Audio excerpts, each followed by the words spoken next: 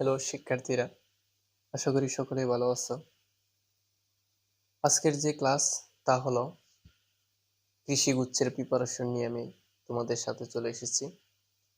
কৃষি গুচ্ছের ফুল প্রিপারেশন এই পেজে এই চ্যানেলেই হবে, আশা করি তোমরা পেয়ে যাবে।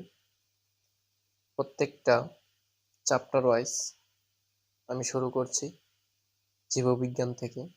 জীববিজ্ঞান, জীব প্রযুক্তি, বায়োটেকনোলজি এই বিষয়টা থেকে আমি শুরু করছি। এটা হচ্ছে নেটওয়ার্ক বই। বেসিক্যালি শুরুতে আমি কি প্রশ্ন এসেছে সেগুলো নিয়ে আমি আলোচনা করছি। দেন আমি ধাপে ধাপে পরবর্তীতে সবকিছু নিয়ে আমি আলোচনা করব। জীব প্রযুক্তি বা বায়োটেকনোলজি। জীব প্রযুক্তি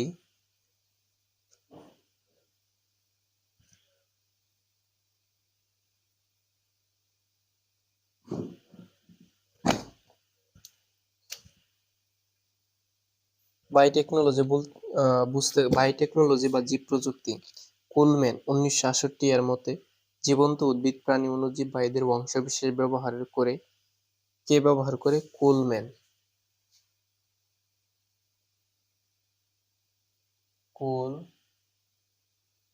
কুলম্যান 1968 কি করে ব্যবহার করে?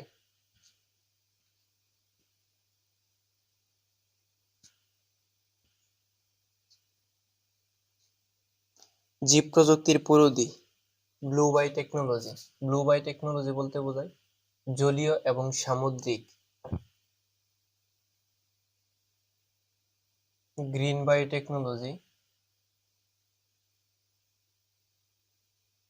বায়োটেকনোলজি বলতে বোঝায় কৃষিক্ষেত্রে।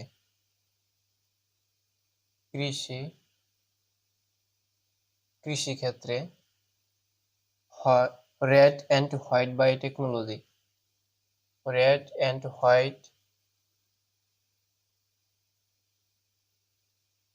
বায়োটেকনোলজি বলতে বোঝায় চিকিৎসা ক্ষেত্রে।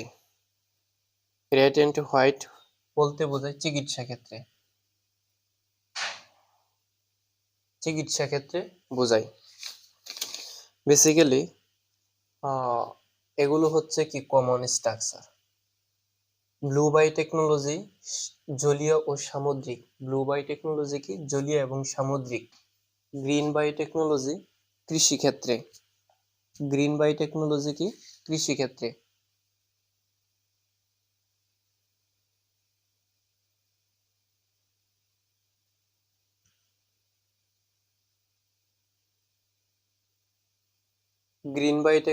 হচ্ছে কৃষিক্ষেত্রে, আর রেড অ্যান্ড হোয়াইট বায়োটেকনোলজি হচ্ছে চিকিৎসা ক্ষেত্রে।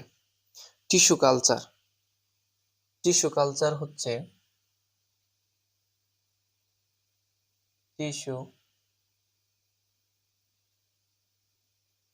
টিস্যু কালচার করা হয় কক্ষমুকুল কালচার, চারা উৎপাদন, দৈহিক কোষ থেকে ভ্রূণ উৎপাদন, মেরিস্টেম কালচার, রোগমুক্ত চারা উৎপাদন, প্রোটোপ্লাস্ট কালচার। এখানে মেরিস্টেম কালচার পরীক্ষার জন্য মেরিস্টেম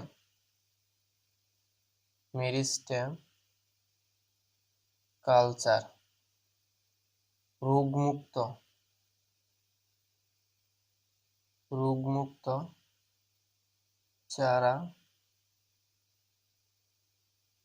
রোগমুক্ত চারা উৎপাদন। পরাগধানী কালচার, হ্যাপ্লেট উদ্ভিদ উৎপাদন।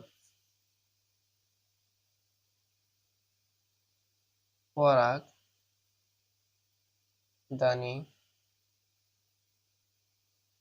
কালচার, হ্যাপ্লেট উদ্ভিদ উৎপাদন। মিডিয়ামের পিএইচ থাকবে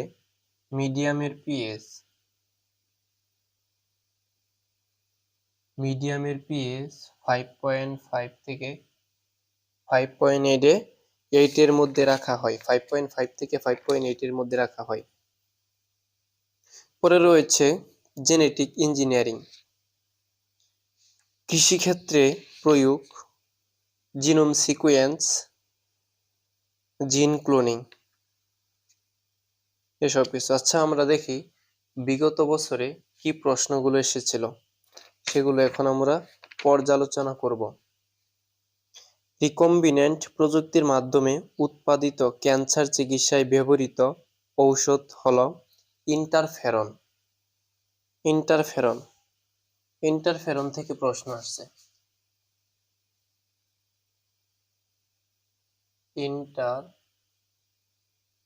ইন্টারফেরন ইন্টারফেরন বিষয়ে বিস্তারিত আমাদের জানতে হবে। ইন্টারফেরন হলো প্রতিরক্ষামূলক প্রোটিন।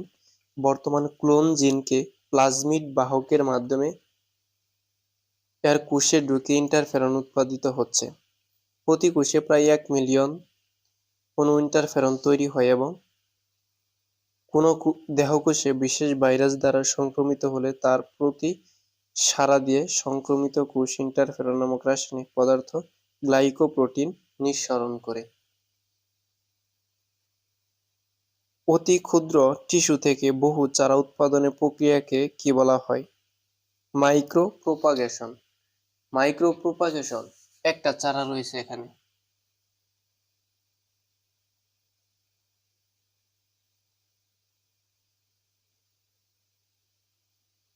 এখানে, একটা চারা থেকে, এই একটা চারা থেকে বহু চারা উৎপাদনের প্রক্রিয়াকে বলা হয় মাইক্রোপ্রোপাগেশন। কোন প্রক্রিয়ায় রোগমুক্ত গাছের চারা উৎপাদন সম্ভব? Meristem culture. এই তো মেরিস্টেম কালচার চলে আসছে। মেরিস্টেম কালচার ভাইরাস মুক্ত উদ্ভিদ, এক্সপ্লান্ট কালচার, মাইক্রোপ্রোপাগেশন, শস্য কালচার, ডিপ্লেট ক্লোনার প্রোপাগেশন। কোন এনজাইমকে ডিএনএ এর জন্য নাইফ বলা হয়? Restriction enzyme. গোল্ডেন রাইস কোন ধরনের ধান? জেনেটিক্যালি মডিফাইড ধান। গোল্ডেন রাইস কোন ধরনের ধান? জেনেটিক্যালি মডিফাইড ধান। প্লাজমিড কি? ক্রোমোজোম বহির্ভূত বৃত্তাকার ডিএনএ অণু।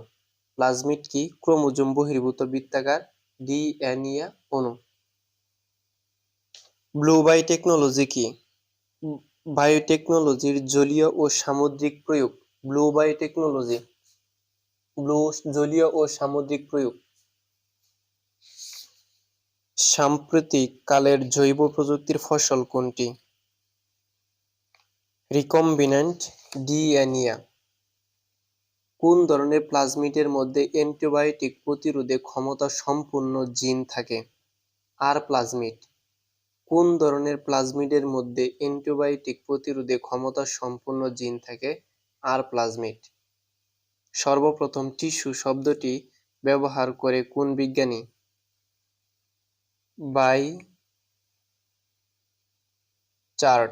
বাইচার্ট। সর্বপ্রথম টিস্যু শব্দটি ব্যবহার করেন কোন বিজ্ঞানী? বাইচার্ট। জীবাণুমুক্ত পরিবেশে উদ্ভিদ দেহ হতে বিভাজনক্ষম অঙ্গ নিয়ে পুষ্টি মাধ্যমে আবাদ করাকে কি বলা হয়? Tissue culture.